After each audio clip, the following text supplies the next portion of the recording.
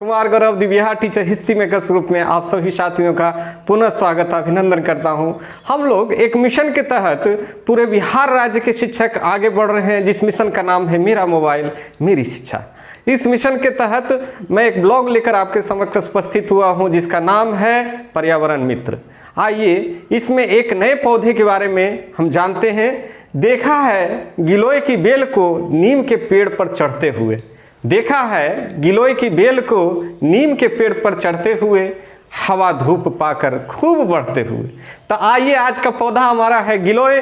गिलोय के बारे में जानते हैं। इसको अमृता या गुरीच भी कहा जाता है। इस पौधे के जो बोटेनिकल नाम है वह है टीनोस्पोरा कॉर्डिफोलिया, यानी वो हार्ट के शेप का पौधा होता है। इसका पत्ती हार्ट के शेप का होता है, कॉर्डिफोलिया नाम दिया गया है।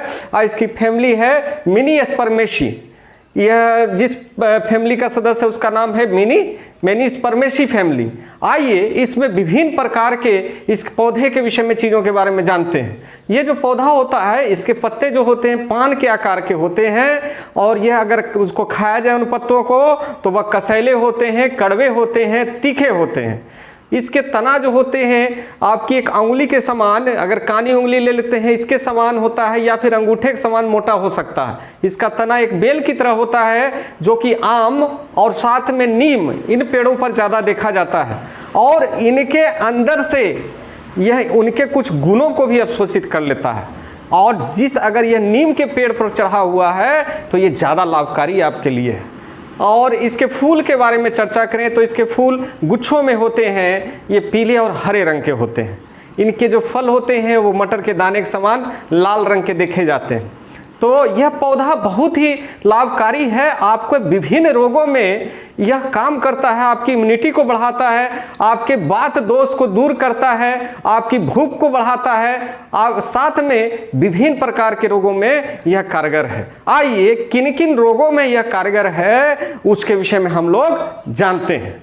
तो जैसे इसके औषधीय गुणों के बारे में अगर हम जाने तो अगर आँखों के रोग हो गए हों, कान की बीमारी है यानी कान में दर्द हो रहा है, हिचकी आपको लगातार आती जा रही है, रुकने का नाम नहीं ले रही है, टीबी रोग है तो या उल्टी जो है वह नहीं रुक रही है, कब्ज की समस्या है, पेट में कब्ज बन गया है, और कब्ज की समस्या अगर लगातार समय तक रहती है तो वही बवासीर का कारण बनती है। तो या फिर आपको बवासीर का उपचार कराना हो, या पीलिया रोग हो गया है, लीवर टॉनिक है यह अमृता। तो साथ में यह डायबिटीज में भी बहुत कारगर है। लेकिन वैसे रोगी जिनकी डायबिटीज बहुत कम रहती है वह इसका सेवन ना करें, उनका शुगर लेवल और कम हो सकता है, जिससे उनके अंदर बहुत ज़्यादा कमजोरी आ सकती है और ब्रेन हेमरेज भी हो सकता है। तो वैसे केस में जिनका डायबिटीज का लेवल बहुत कम रहता है वो इसका प्रयोग ना करें। साथ ही यह मूत्र में जलन हो रही है तो उसमें भी यह कारगर होती है। गठिया के रोग में बहुत कारगर है। साथ ही फैलेरिया या एलिफेंटासिस भी जिसको कहा जाता है, पैर हाथी के समान मोटे हो जाते हैं इस बीमारी में, तो इसमें भी यह देखा जाता है कि गुरीच बहुत ही लाभकारी है। साथ ही कुष्ठ रोग में यह ब्लड को शुद्ध करती है, जिसके कारण से ब्लड अगर शुद्ध होगा तो कुष्ठ रोग में भी लाभ पहुंचता है। साथ ही बुखार, पुराना से पुराना बुखार जो नहीं छूट रहा है, अगर इसका सेवन किया जाए तो बुखार उतारने में भी यह बहुत ही कारगर औषधि है। साथ में एसिडिटी की समस्या या फिर आपको कफ की बीमारी अगर लगातार रह रही है, या हृदय संबंधी रोग है, अगर स्वस्थ व्यक्ति भी है और इसका नियमित सेवन करें तो विभिन्न प्रकार के हृदय में होने वाली समस्याओं से वह निजात पा सकते हैं। साथ ही कैंसर जैसी बड़ी से बड़े रोग में इसका उपचार देखा गया है।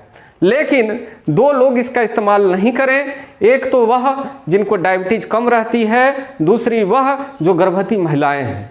तो ये बहुत ही आरामवान औषधि है। इसके जो रसायन होते हैं शरीर के लिए बहुत लाभकारी हैं। तो अगले कड़ी में हम लोग जानेंगे कि इसका सेवन किस प्रकार से करें और कितनी मात्रा में सेवन करें, क्योंकि अधिक मात्रा में सेवन करने से शरीर को कहीं न कहीं नुकसान भी उठाना पड़ सकता है। इसलिए अगली कड़ी में हम लोग मिलते हैं। आप सभी का धन्यवाद और स्वागत है फिर अगली कड़ी में।